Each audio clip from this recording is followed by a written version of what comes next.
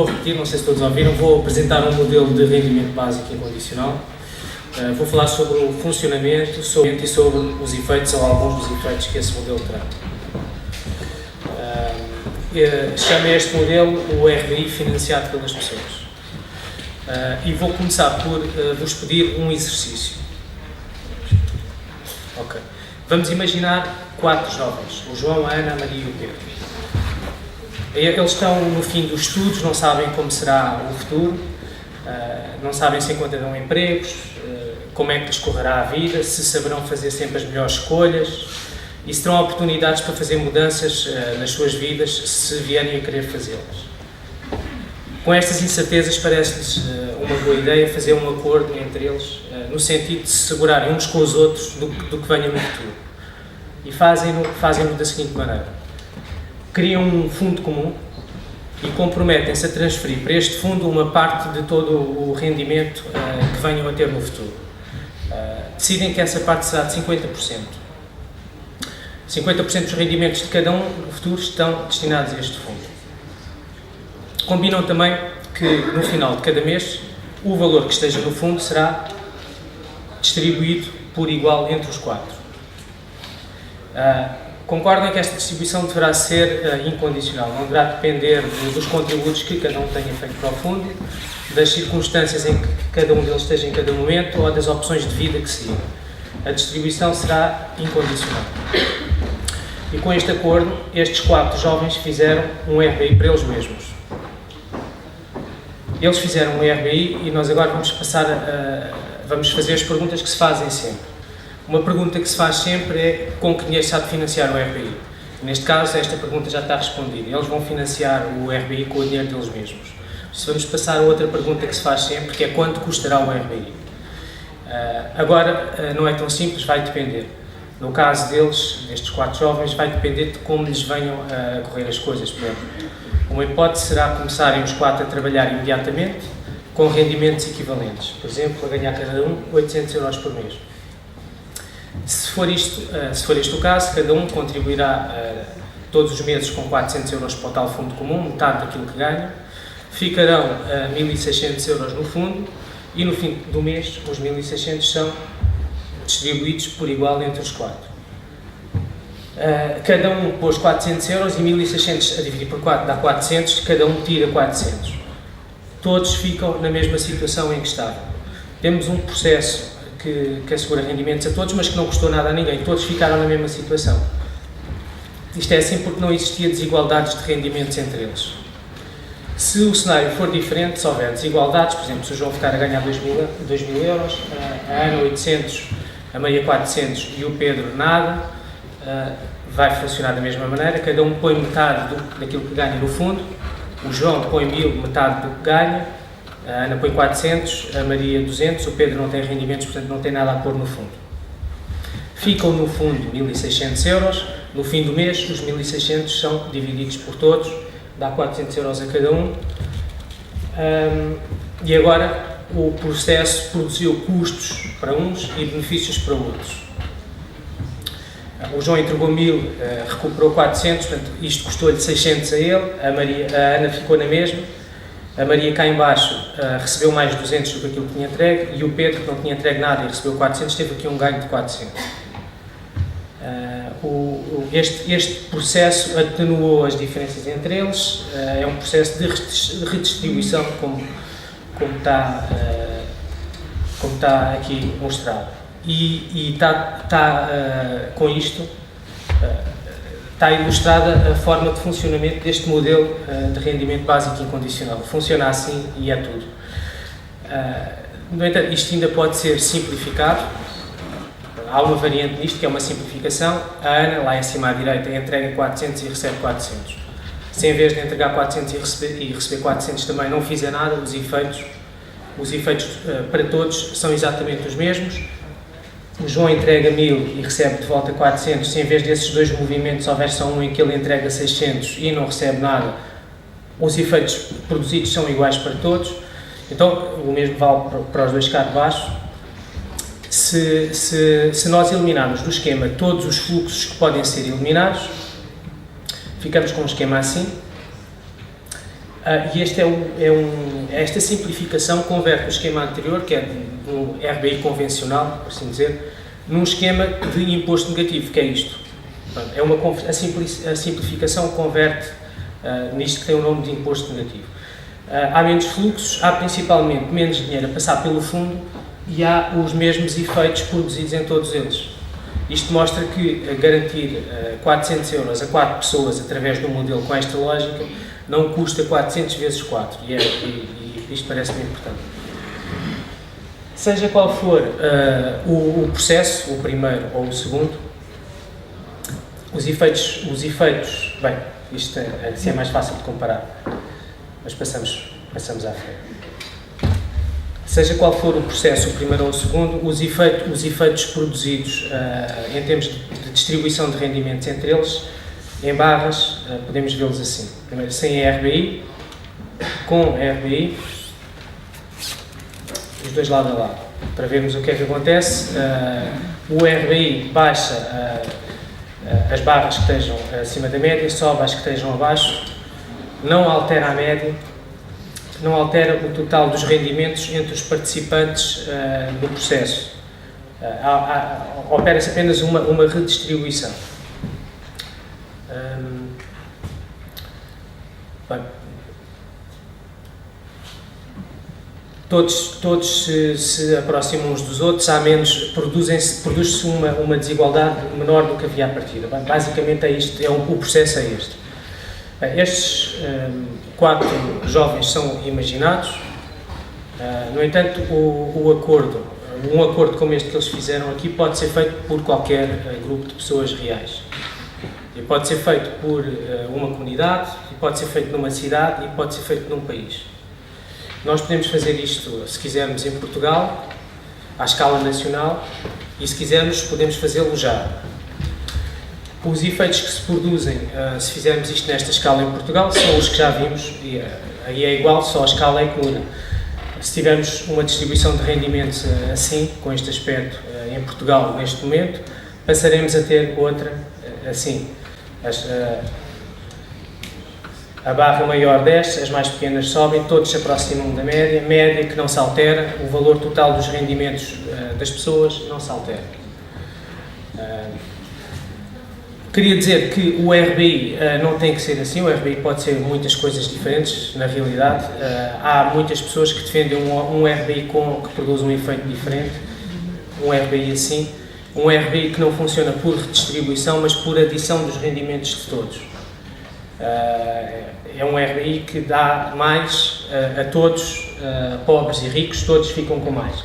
Esse RBI faria-se subir a média dos rendimentos, vamos pô-los assim para comparação, faria subir a média dos rendimentos e fazia subir todas as barras. Aliás, esquerda em baixo, o gráfico mostra o efeito do RBI por redistribuição, do lado de cá, o efeito que produz este processo de dar mais a todos, na distribuição dos rendimentos. Eu falo aqui neste modelo porque ele ajuda a perceber o principal argumento daqueles que dizem que o RBI é caro demais para poder ser financiado. Eu chamo-lhe o argumento da multiplicação. O argumento da multiplicação diz que pagar, por exemplo, 400 euros por mês a 8 milhões de pessoas custa 8 milhões vezes 400 vezes 12. O resultado desta conta é, salvo erro, 38 mil milhões de euros, que é muito dinheiro. Ali, do lado esquerdo outra vez, é uma ilustração de como funcionaria isto, supondo que dentro do círculo, dentro do RBI, estão apanhadas as 8 milhões de pessoas e fora está uma entidade qualquer que teria que distribuir por elas 400 euros todos os meses. Essa entidade, fosse qual fosse, teria este problema, precisaria de 38 milhões de euros por ano para sustentar este RBI, teria que injetar naquele sistema 38 milhões de euros por ano permanentemente, e isso é um problema. Do lado de cá, o esquema do lado de cá representa este outro processo de funcionamento do RBI financiado pelas pessoas, que não é um RBI por adição, não vão ser somados rendimentos, vão ser rearrumados, redistribuídos por pessoas que já lá estão, o processo não soma rendimentos, põe os rendimentos a circular num circuito fechado que já tem esses rendimentos que já existem. A lógica do custo num processo deste tipo é completamente diferente, não faz sentido falar de multiplicação neste caso. O custo vai ser repartido tal como o benefício, custo e benefício, vão ser repartidos pelos diversos pontos desta rede que se forma entre as pessoas. O custo vai ser sentido mais quanto mais rica for a pessoa, mas a soma de todos estes custos individuais nunca vai ser, em nenhum caso real de aplicação disto, de 38 mil milhões de euros. Bem, vou fazer aqui uma recapitulação para passarmos a uma fase agora um bocadinho mais concreta de valores. Deste modelo que eu estou a apresentar, vimos a fonte do financiamento, que são as próprias pessoas, o funcionamento em dois tempos, todos colocam num fundo uma parte do rendimento que têm e depois, num segundo tempo, esse valor é distribuído de volta para todos de forma igual e incondicional. O custo deste processo é uma função da desigualdade que exista. Sem desigualdade, vimos logo no início, não há custo nenhum para ninguém. Quanto maior for a desigualdade, maior será o custo. E o efeito que isto tem é uma redistribuição de rendimentos com redução de desigualdades.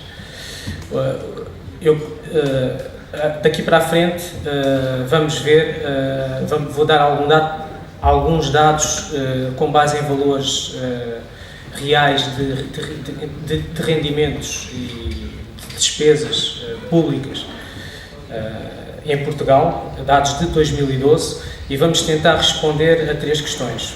A primeira questão é quanto é que este mecanismo, este processo poderá assegurar a todos, que riqueza temos para, com este processo a funcionar, produzir que RDI, que papel deverá ter o Estado nisso e que implicações isso terá nas contas públicas.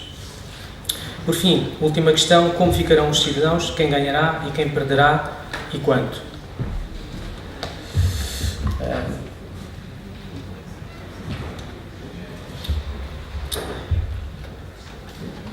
Dados de 2012, como eu disse. Em 2012, os rendimentos declarados pelos cidadãos em Portugal para efeitos de IRS foram de cerca de 80 mil milhões de euros. Se fizéssemos um acordo como fizeram os 4 jovens e puséssemos todos 50% destes rendimentos num fundo comum, coletávamos no fundo 40 mil milhões de euros. Estes 40 mil milhões de euros divididos, por hipótese, pelos 8 milhões, cerca de 8 milhões de cidadãos maiores de idade residentes em Portugal, permitiriam pagar 435 euros por mês a cada um. Se preferíssemos incluir na repartição também a população menor, distribuíamos o mesmo valor, os 40 mil milhões de euros que resultam da taxa de 50% sobre o total dos rendimentos declarados, efetivamente declarados, redistribuíamos o mesmo valor para pagar, por hipótese, 414 euros por mês aos adultos e 83 euros por mês a todos os menores.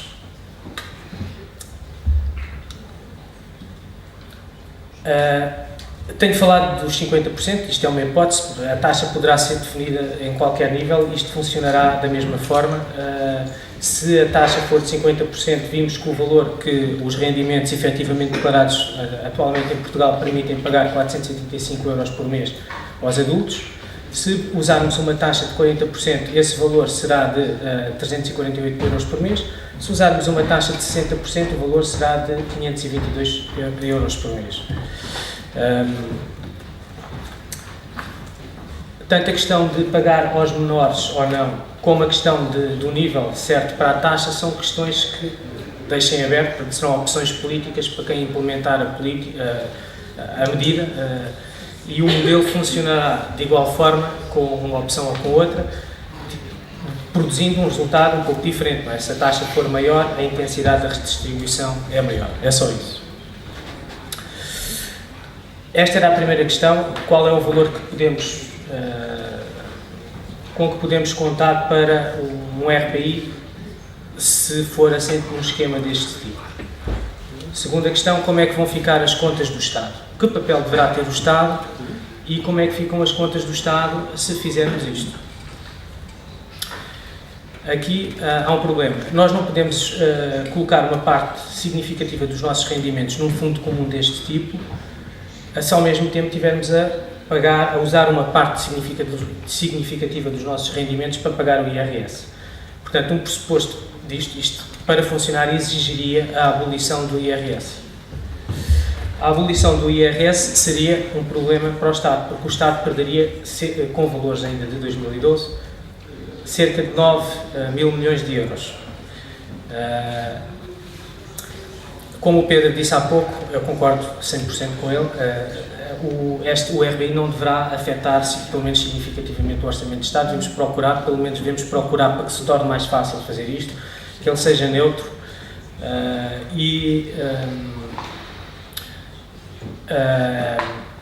vamos ver de que forma é que ele poderá ser neutro, senão teríamos que cortar em despesas nos ministérios ou aumentar outros impostos, o que dificultaria bastante a implementação de uma coisa destas. Uma boa notícia que há com o RBI é que o RBI a ser implementado, a ser posto a funcionar, esvaziava uma série de programas sociais que existem atualmente. Eu agora vou falar de vários grupos de programas sociais que, em quase todos os casos, ficam simplesmente vazios. Nem precisam de ser eliminados por decreto, porque a partir do momento em que as pessoas tiverem um rendimento assegurado, deixam de poder concorrer para esses programas, deixam de poder beneficiar deles, porque têm como requisito, em muitos casos, a ausência de outros rendimentos relevantes. Vamos tentar somar isso e ver quanto é que podemos obter de poupança que equilibre o orçamento depois da abolição da receita de cerca de 9 mil milhões de euros. Um primeiro grupo de programas é este, e estes são os valores: rendimento social de inserção, complemento solidário para idosos, subsídio mensal vitalício e as pensões de invalidez. Característica comum para este efeito, relevante para este efeito destes 4 programas, é que são transferências feitas pelo Estado para os cidadãos para compensação pela falta de outros rendimentos próprios e suficientes, incluindo por motivos de incapacidade para trabalhar ou por vários motivos. Estes programas ficarão basicamente, no caso dos 3 primeiros, completamente esvaziados se o RBI entrar em funcionamento, porque ninguém poderá já concorrer para eles. As pensões de invalidez, não totalmente, mas em boa parte. Eliminando estes 4 programas, vamos buscar 2,1 mil milhões de euros. Outro conjunto, pensões de sobrevivência. As pensões de sobrevivência têm um pouco a mesma lógica. É uma compensação a um cidadão pela falta de um rendimento do qual ele dependia. O rendimento não era próprio, era de outra pessoa que faleceu, mas é uma compensação pela falta de um rendimento. Estas pensões, entre as que são pagas pela Segurança Social e as que são pagas pela Caixa Geral de Aposentação, somam, com valores de 2012, cerca de 2,5 mil milhões de euros, e em grande parte deixariam de fazer sentido caso o RBI entrasse em funcionamento.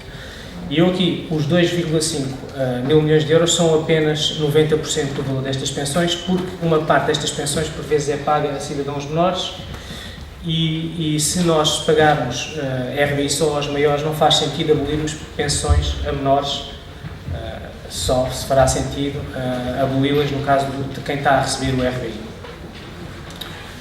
Despesas da ação social, 1,3 mil milhões de euros, são despesas motivadas, despesas que pretendem acorrer a problemas de pobreza e que também ficarão, pelo menos em grande parte, injustificadas se o RBI for introduzido e se, por esse efeito, uma parte muito importante da pobreza for eliminada. Estou a contar nestes 1,3 mil milhões de euros com apenas 80% desta despesa, porque penso que haverá uma parte das despesas da ação social que continuarão a ser necessárias, mesmo com o RBI. Não sei se serão 20%, mas penso que 20% é um valor prudente. Por fim, estas compensações que o Estado dá, ou programas que visam compensar pessoas por falta de emprego e nas medidas de emprego. As compensações por falta de emprego não é o subsídio de desemprego, não são prestações para as quais as pessoas contribuíram, são outros regimes que ou têm como destinatários pessoas que nem sequer têm direito a subsídio de desemprego, ou que já o gastaram todo e já perderam esse direito. Depois há as políticas de promoção de emprego, os estágios pagos nas empresas, as ações de formação do Instituto de Emprego e Formação Profissional. Parece-me que este tipo de despesas e de programas se tornará muito pouco justificável se houver um RBI, uma vez que o RBI assegurará os rendimentos básicos para as pessoas não terem uma necessidade absoluta de se empregar, e o Estado não tem uma necessidade de gastar dinheiro com isso, porque já está a oferecer o dinheiro que as pessoas precisam para as despesas essenciais. Estes 4 conjuntos somam 6,9 mil milhões de euros dos 9,1 que nós precisamos. Faltam 2,2 mil milhões de euros. Esta parte já não é tão evidente, tão natural como a anterior, penso eu, mas parece-me que podemos obtê-la fazendo algumas opções, ou então nem sequer precisaremos de opções. Vamos ver porquê. Se decidirmos pagar RBI também aos menores e não só aos maiores, poderão ser abolidos outras prestações, nomeadamente os abonos de família e as pensões de sobrevivência pagas neste momento aos cidadãos menores. Se os menores recebem RBI, se calhar podemos deixar de manter estes programas, onde pouparíamos 900 milhões de euros. Depois podíamos equacionar, fazer cortes nos subsídios de desemprego. Estes sim são os contributivos, aqueles para os quais as pessoas descontaram. Podíamos equacionar isso. Ou então colocar um teto nas pensões de reforma, reduzindo os valores mais altos, de forma a reduzir as despesas com estas pensões em 10%. 25 minutos. Quanto? 25. Ainda tenho mais 25 minutos. Não. Ok. Ok, pronto.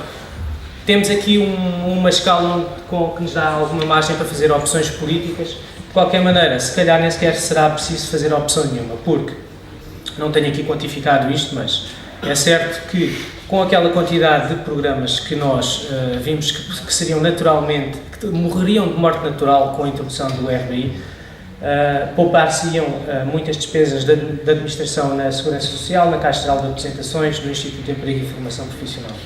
Poderíamos, com certeza, acabar com os benefícios fiscais que são atribuídos atualmente em sede de IRC, em programas de criação de emprego. Aqui não é um corte de despesa, seria um aumento de receita. E, finalmente, e esta parte parece-me que é importantíssima, havia também uma poupança espontânea, sem ninguém precisar de fazer nada por ela, em encargos públicos, falando aqui estritamente nos encargos financeiros, não estamos a falar de encargos humanos, mas de encargos financeiros que a pobreza coloca nos sistemas públicos de saúde, de educação, segurança, justiça, etc. Quantas pessoas não precisam de ser tratadas nos hospitais públicos por doenças que são provocadas, favorecidas pela pobreza, quanto do insucesso e do abandono escolar não está diretamente relacionado com a pobreza, quanto do crime não está diretamente ligado à pobreza. Há aqui uma poupança que não sei quantificar, mas que me parece que só isto chega para cobrirmos aquele lapso de 2,2 mil milhões de euros e ter ganhos não só humanos, sociais, mas também financeiros no Estado. Ok, esta era a pergunta de qual será o papel do Estado e como ficarão as contas públicas. Penso que ficarão, no mínimo, equilibradas e, portanto, passamos à última pergunta, que é como ficarão os cidadãos.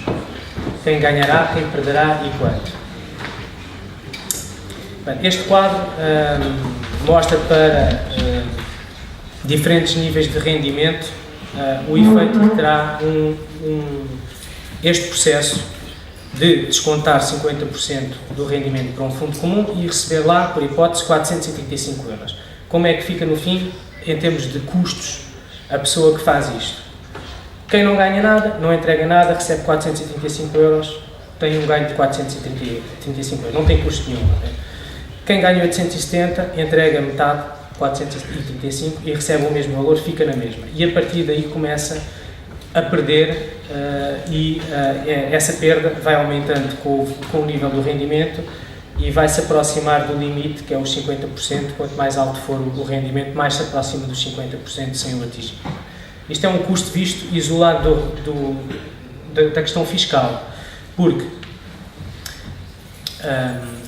a introdução deste modelo supõe a abolição do IRS. E as pessoas que ganham acima de um determinado nível pagam IRS e vão deixar de pagar. Se nós considerarmos o efeito do IRS nesta conta, ficamos com números muito diferentes. E aqui, pronto, vai acabar aqui a minha apresentação. O balanço que me parece possível fazer, porque penso que é um balanço realista, de como é que fica cada pessoa se for adotado e se for posto a funcionar este processo, em função do nível de rendimentos que tem. Quem não tem nada ganha 485 euros com a transição do paradigma IRS para o paradigma RBI, digamos assim, tem um ganho infinito.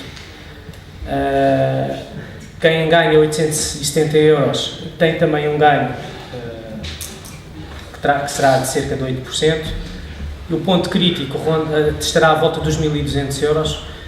Quem ganha 1.200 euros atualmente ficará mais ou menos na mesma, e a partir daí começará a ter perdas, mas as perdas não são muito acentuadas, porque o aumento do custo acompanha perto o aumento das taxas de IRS que temos atualmente. Portanto, esta pessoa troca o custo que tinha com o IRS, a pagar o IRS, por um custo não muito maior que terá a contribuir para este RGI.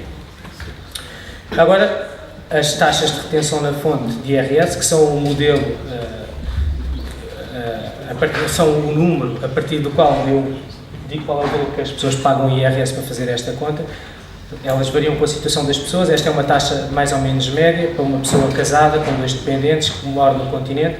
Se for uma pessoa solteira sem dependentes, paga mais IRS, perde menos aqui. Se for uma pessoa com mais dependentes ou que viva nos Açores, peço desculpa, a pessoa solteira sem dependentes tem um custo menor. A pessoa com mais dependentes paga atualmente menos IRS, perderá um pouco a troca, mas pronto, os dependentes também talvez recebam RI. Isto dá uma ideia, não são valores exatos, há aqui variantes, mas é para termos uma ideia, para sabermos se nos parece interessante este modelo ou não, para nos pormos na situação dos 4 jovens no início, que, face às incertezas do futuro, decidiram que era interessante fazer um acordo com os parceiros em que decidiam partilhar uns com os outros uma parte da sorte que viessem a ter no futuro, e estes números ajudam-nos a pôr-nos nessa situação e a tomar essa decisão também. Nós não estamos, a maior parte de nós não está na mesma situação em que estão os estudantes no fim do curso. Muitos de nós temos as vidas mais organizadas, mas se pensarmos num prazo suficientemente longo, se calhar não estamos muito diferentes dos estudantes, principalmente se esse prazo abarcar as vidas dos nossos filhos e netos, e se nós pensarmos nisto como uma questão do tipo não tanto pessoal e para já, mas que sociedade é que queremos fazer para o futuro. E pronto, eu tenho estes dados para ajudar a pensar nisso e cada um decidir o que quer. E está tudo.